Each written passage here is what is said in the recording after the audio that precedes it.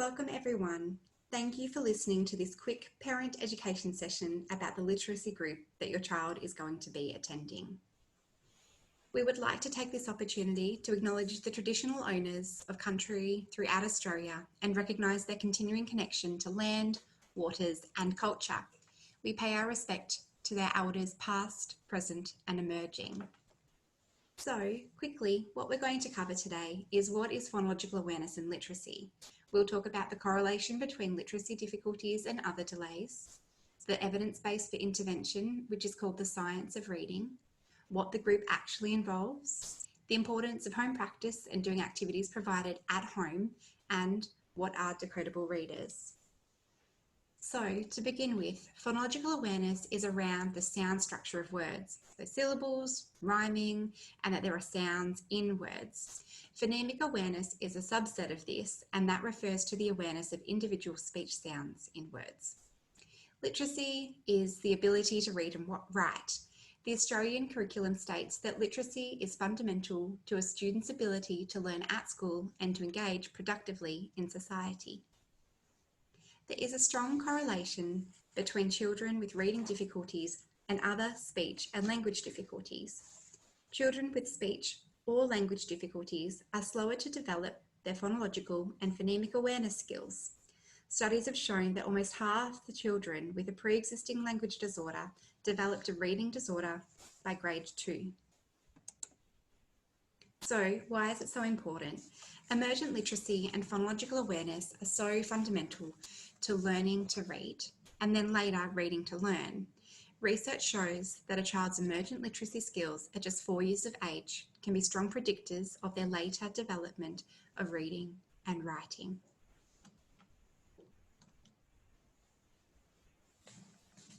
We're now going to cover quickly what reading is, what researchers have discovered about how children learn to read, and therefore what the research indicates in terms of how we need to be teaching reading. Learning to read is essentially learning a code. The letters we use are simply symbols or written code for the speech sounds of English. Learning about the relationship between the letters of the alphabet and the speech sounds they represent allows us to crack the code and therefore learn to read and spell. Synthetic phonics is a way of teaching children to read. It has been identified both here and overseas as the most successful approach to the teaching of reading and spelling. The main components are that it includes explicit instruction, it is systematic, therefore it follows a logical sequence starting with simple sounds and letters and then going to harder ones. It is multisensory, there are lots of opportunities for practice, and the teacher or speech pathologist or parent and student interaction is high. The underlying principle of this intervention is that a child should never be asked to read something that is too difficult for them or that they do not have the skills to read. We will start with small, regular words where the sound and letter relationships are only the ones that the children have been taught. Once children can read this, a consonant, vowel and consonant, they move on to reading longer words. If a child is asked to read something containing words that are too difficult for them, they simply start to guess at words, and we do not want this to happen. I'm going to quickly go over the simple view of reading now. The simple view of reading was first proposed in 1986 and is one of the most supported models of reading to date. The gist of the simple view of reading is that reading comprehension, RC, is the product of decoding and linguistic comprehension. So let's talk about what is involved with the program. There are 7 group interventional therapy sessions targeting your child's phonological awareness and literacy skills, including reading and writing. We have tested at the beginning and we'll test again at the end. There will also be a chance for evaluations. The program also includes this parent education video and ongoing parent education. The group times and dates are on this slide. The group will be commencing in week 3 of term 3, which is Friday, July 31st. The sessions will always run from 4 o'clock till 5 o'clock, and they are fortnightly.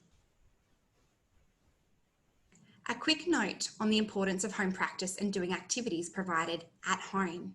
We understand life is busy and it can be hard to fit in everything. However, this is really important, especially if you're going to make the time commitment to coming to the sessions. It is imperative that regular practice occurs at home. We will provide home practice handouts and pages and decodable readers for you to use in between the sessions. Research actually shows that doing just occasional home practice or home practice that is not structured is as effective as doing no home practice. So it's really important that this occurs regularly and is highly structured.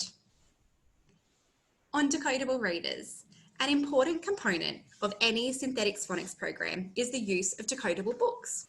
These are especially constructed short texts made up of words that the children can decode and high-frequency sight words that the children have been taught simultaneously. This gives the children the opportunity to practice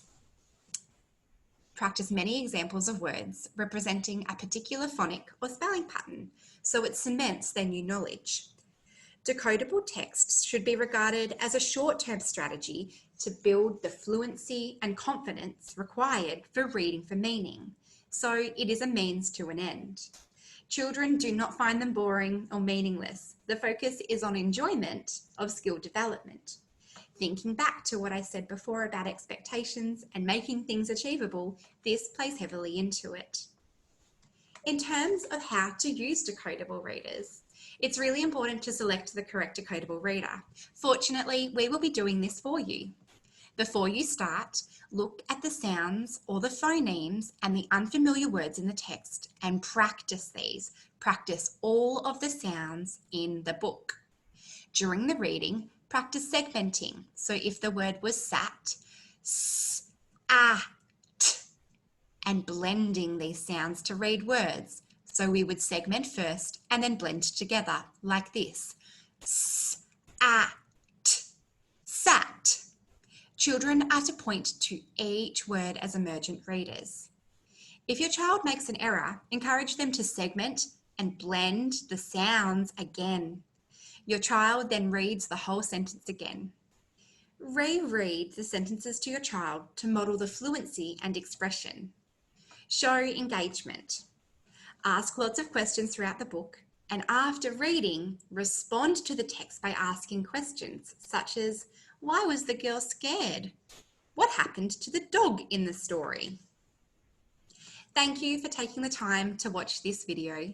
We are looking forward to seeing you and getting started. Thank you.